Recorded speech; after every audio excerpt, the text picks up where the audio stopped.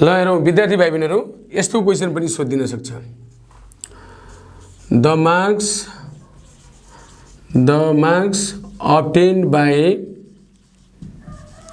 obtained by 20 students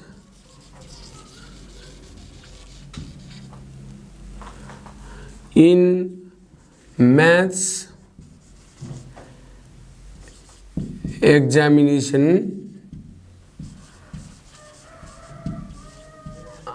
are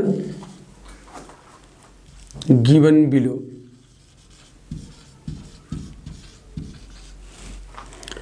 Let 75, 60, 65, 55, 68, 82, 86, 90, 94, 44, 48, 53, 58, 79, 94, 83, 1, 2, 3, 4, 5, 6, 7, 8, 16, 46, 67, 73, 81. ल हेरौँ विद्यार्थी भाइ बहिनीहरू, the marks obtained by 20 students in math examination are given below. 20 जना स्टुडेन्टले म्याथ्स एक्जाममा चाहिँ पाएको मार्क्सहरू यहाँ दिएको छ 20 जनाको। अब यसबाट के भनिदिन सक्छ भने नम्बर फर्स्ट, construct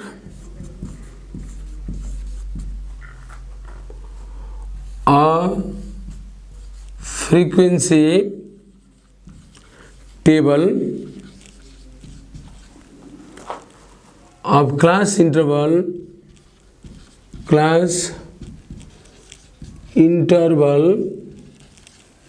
10 अथवा 20 जे पनि भन्न सक्छ। अनि सेकेन्डमा फाइन्ड मिडियन। ल हेरौँ विद्यार्थी भाइ बहिनीहरू, यस्ता क्वेसनहरू पनि एससी एक्जामिनेसनमा धेरै पटक सोधिसकेको क्वेसन भएको हुनाले यस्ता क्वेसन पनि हामीले जान्नु जरुरी छ। अब हामीलाई फर्स्टमा के निकाल भन्यो, construct a frequency table of class interval 10 अथवा 5 अथवा 20 जति पनि भन्न सक्छ। त्यसपछि हामीलाई फाइन्ड मिडियन अथवा Q1 अथवा Q3 निकाल्न सोध्छ। अब यसलाई कसरी सल्भ गर्ने हेरौँ विद्यार्थी भाइ बहिनीहरू। अब हामीले धेरै विद्यार्थीहरूलाई के लाग्न सक्छ भने कन्स्ट्रक्ट फ्रिक्वेन्सी टेबल भन्ने बित्तिकै विद्यार्थीहरूले फ्रिक्वेन्सी मात्र निकाल्छ, ट्याली बार निकाल्दैन। एउटा कुरो विद्यार्थी भाइ बहिनीले एकदम क्लियर हुनु के जरुरी छ भने हामीलाई कन्स्ट्रक्ट फ्रिक्वेन्सी टेबल भन्ने बित्तिकै हामीले ट्याली बार निकाल्नुपर्छ। ट्याली बार भनेको कसरी हो भने जसरी हामीले काउन्टिङ गर्दा नम्बरहरू एकछिनलाई मानौ 1, 2, 3, 4 भयो, 5 लेख्नु पर्यो भने हामीले यस्तो धर्को लेख्न पाइँदैन। यो ट्याली बारमा भन्दैछु मैले, ट्याली बार्स भन्छ यसलाई। ट्याली बार्समा हामीले नम्बर काउन्ट गर्दा जस्तै 1, 2, 3, 4, 5 भने यसरी लेख्न पाइँदैन। 5 लेख्नु पर्यो भने यसरी काट्ने, अर्थात् 1, 2, 3, 4 चारवटा धर्को दिने, 5 लेख्नु पर्यो भने काट्ने, 6 लेख्नु पर्यो भने फेरि धर्को, 7, 8, 9 अर्को 10 लेख्नु पर्यो भने फेरि यसलाई काट्ने, अर्थात् यो 5 भयो, यो 5 10 भयो। यसरी हामीले के गर्नु पर्यो, पहिला ट्याली बार बनाउनुपर्छ, निकाल्नुपर्छ, अनि बल्ल हामीले त्यो काउन्ट गरेर फ्रिक्वेन्सी निकाल्नुपर्छ।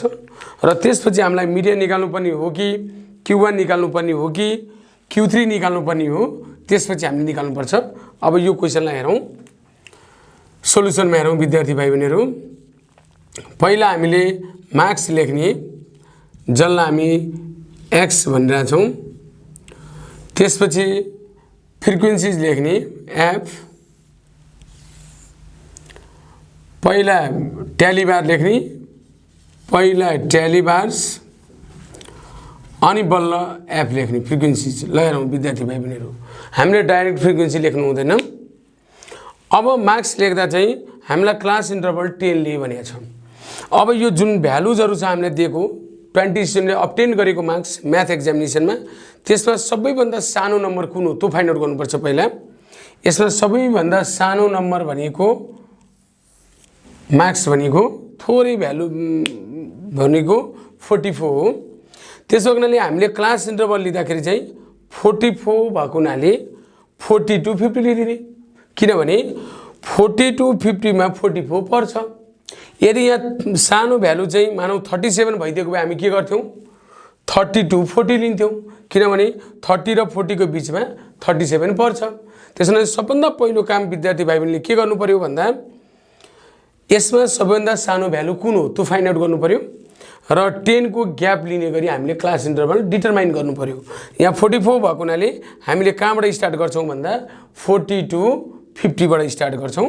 अब यहाँ लेख्दाखेरि चाहिँ 40 to 50 लेख्छौं, 50 to 60, 60 to 70, 70 to 80 कहाँसम्म लेख्ने भन्दा सबैभन्दा हाईएस्ट नम्बर भनेको 94 हो भनेपछि हामीले 100 सम्म लेख्नु पर्यो। 80 to 90 यो 90 मा 94 पर्दैन, किन 94 सम्म दिएको छ हाईएस्ट भ्यालु, त्यो भएर हामीले के गर्छौं 90 देखि 100 सम्म भनेर लेख्छौं यसरी। अब हेरौं विद्यार्थी भाइ बहिनीहरु, यो x को भ्यालु हामीले लेखिसकेपछि अब ट्याली बार कसरी बनाउने यो क्वेशनमा दिएको हुन्छ विद्यार्थी भाइ बहिनीले, अनि आन्सर सिटमा हामीले यसरी बनाउँछौं, यो बनाउँछौं। अब यो 75 यसरी कोर्ने, यो डट पेनले कोर्ने अथवा पेन्सिलले कोर्ने क्वेशनमा 75 कहाँ पर्छ हेरौं त। 75 भनेको 70 र 80 को बीचमा पर्छ, यहाँ पर्छ, त्यो भएर एउटा धर्को लेख्ने 1। 60 कहाँ पर्छ हेरौं विद्यार्थी भाइ बहिनीहरु, 50 देखि 60 को बीचमा 60 पर्छ कि 60 देखि 70 को बीचमा पर्छ। यो 60 भन्दा 60 देखि 70 को बीचमा पर्छ, किनभने 50 to 60 भनेको यहाँ पर्ने भ्यालुज भनेको 50 देखि 59.99 सम्म पर्छ, तर 60 चाहिँ यहाँ पर्दैन। त्यसैले 60 कहाँ पर्छ भन्दा नेक्स्ट क्लास इन्टरभलमा पर्छ, यहाँ एउटा धर्को दिने। 65 कहाँ पर्छ 60 र 70 को बीचमा पर्छ, त्यो भएर एउटा धर्को दिने। 55 कहाँ पर्छ भन्दा 50 र 60 को बीचमा पर्छ।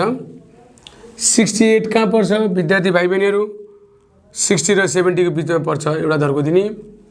82 कहाँ पर्छ, 82 भनेको 80 र 90 मा पर्छ, एउटा धर्को दिने। त्यसपछि 86 छ, 86 कहाँ पर्छ 80 र 90 को बीचमा पर्छ। 90 भनेको छ, यो 90 कहाँ पर्छ 80 र 90 को बीचमा 90 पर्दैन, 90 पर्छ यहाँ, एउटा धर्को दिने। 94 कहाँ पर्छ 90 र 100 को बीचमा पर्छ। 44 कहाँ पर्छ 40 र 50 को बीचमा पर्छ। 48 कहाँ पर्यो भन्दा 40 र 50 को बीचमा पर्छ। 53 कहाँ पर्छ विद्यार्थी भाइ बहिनीहरु, 50 र 60 को बीचमा पर्छ, एउटा धर्को दिने। 58 कहाँ पर्छ 50 र 60 को बीचमा पर्छ। 79 कहाँ पर्छ 70 र 80 को बीचमा पर्छ। त्यस्तै 94 कहाँ पर्छ 94 भनेको 90 र 100 को बीचमा पर्छ। त्यस्तै 83 भन्ने छ, यो 83 कहाँ पर्यो 80 र 90 को बीचमा पर्छ। 46 कहाँ पर्छ 40 र 50 को बीचमा पर्छ। 67 कहाँ पर्यो 60 र 70 को बीचमा पर्यो। 73 कहाँ पर्छ 70 र 80 को बीचमा पर्छ र 81 कहाँ पर्छ 80 र 90 को बीचमा पर्छ। अब बल्ल हामीले काउन्ट गरेर 1 2 3 3 भएको हुनाले यहाँ 3 लेख्ने, 1 2 3 3 लेख्ने, 1 2 3 4 4 लेख्ने, 1 2 3 3 लेख्ने, 1 2 3 4 4 लेख्ने, 1 2 3 लेख्ने। अनि बल्ल हामीलाई क्वेशनले मिडियन निकाल भनेको छ। अब हामीले मिडियन निकाल्नको लागि पहिला CF निकाल्छौं, CF निकाल्नु पर्छ। CF निकाल्दा पहिलो फ्रिक्वेन्सी जस्तो तसै राख्ने 3, 3 + 3 6, 6 + 4 10, 10 + 3 13, 13 + 4 17 17 + 3 20 अर्थात् n को भ्यालु कति हुन्छ 20 हुन्छ र त्यसपछि हामीले मिडियन निकाल्न सक्छौं। अब मिडियन को फर्मुला भनेको मिडियन = n/2 आइटम अथवा टर्म भने लेख्ने। n भनेको 20 / 2 टर्म अथवा आइटम, यो भनेको 10th टर्म भयो, 10th टर्म। अब अघि हामीले गरे जस्तै अब हेरौं विद्यार्थी भाइ बहिनीहरु, यहाँ 10 छ तर हाम्रो CF मा पनि 10 छ। अब हामीले यहाँ के लेख्नु हुँदैन भने the CF just greater than 10 is भने लेख्नु हुँदैन। यहाँ आएको भ्यालुज र यहाँ CF मा यदि सेम छ भने हामीले त्यतिखेर इक्वल टु भने लेख्नु पर्छ, किनभने यहाँ पनि 10 छ हाम्रो CF मा पनि 10 छ। अब यसलाई लेख्दाखेरि चाहिँ हामीले यसरी लेख्ने विद्यार्थी भाइ बहिनीहरु, यहाँ हेरौं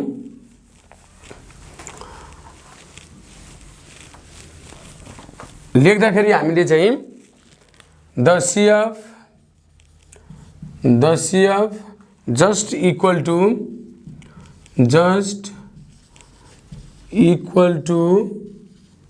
10 is, यो 10 सँग जस्ट इक्वल भनेको 10 नै छ। इक्वल आयो भने हामीले जस्ट ग्रेटर देन लेख्नु हुँदैन, इक्वल लेख्नु पर्छ, is 10। therefore median class is equals to हेरौं त विद्यार्थी भाइ बहिनीहरु यो डाटामा यसको करेस्पोन्डिङ क्लास कति छ 60 to 70 छ, त्यो भएर हामीले 60 to 70 लेख्छौं। अब एक्ज्याक्ट मिडियन को फर्मुला एप्लाई गर्ने, exact median = L + n/2 - CF/F * I गर्ने। L भनेको लोअर लिमिट भनेको कति छ यहाँ 60 छ, त्यो भएर हामी 60 लेख्छौं, प्लस n भनेको कति छ विद्यार्थी भाइ बहिनीहरु 20 दिएको छ, त्यसैले n को ठाउँमा हामीले 20 लेख्छौं, 20 / 2 माइनस CF लेख्दा जहिले पनि हामीले जहाँ क्लास इन्टरभल परेको हुन्छ त्यसको जस्ट माथि हेर्ने CF को लागि। CF को भ्यालु 6 दिएको छ अपन F भनेको जहाँनिर मिडियन परेको हुन्छ त्यसको करेस्पोन्डिङ फ्रिक्वेन्सी जसको भ्यालु 4 छ, इन्टु I भनेको क्लास इन्टरभल 60 र 70 बिचको ग्यापिङ भनेको कति हो इन्टरभल 10 छ। अब हामीले 60 + 20 / 2 भनेको 10 - 6 अपन 4 * 10, यो भनेको 60 + 10 - 6 भनेको 4/4 * 10, 4 र 4 क्यान्सल हुन्छ, 60 + 10 भनेको कति आयो 70 आयो। यसरी हामीले मिडियन को भ्यालु कति निकाल्यौं विद्यार्थी भाइ बहिनीहरु 70 निकाल्यौं, मिडियन को भ्यालु चाहिँ हाम्रो 70 आयो हो। यस्तो क्वेशन पनि 2-4 चोटी नै एससी एक्जामिनेसनमा आइसकेको हुनाले यसरी हामीले मार्क्सहरुलाई फ्रिक्वेन्सी टेबल बनाएर अनि बल्ल मिडियन अथवा Q1 अथवा Q3 निकाल्नु पर्यो भने हामीले ट्याली बार निकालेर अनि फ्रिक्वेन्सी निकाल्ने, त्यसपछि बल्ल हामीले कम्युनिटी फ्रिक्वेन्सी निकाल्नु पर्छ।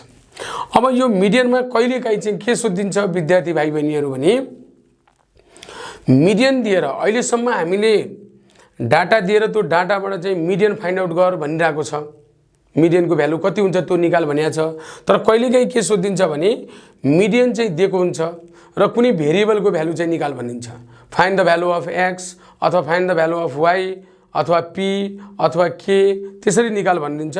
त्यस्तो क्वेशन पनि हामीलाई एससी एक्जामिनेसनमा 1-2 पटक सोधेको छ। यहाँ हेरौं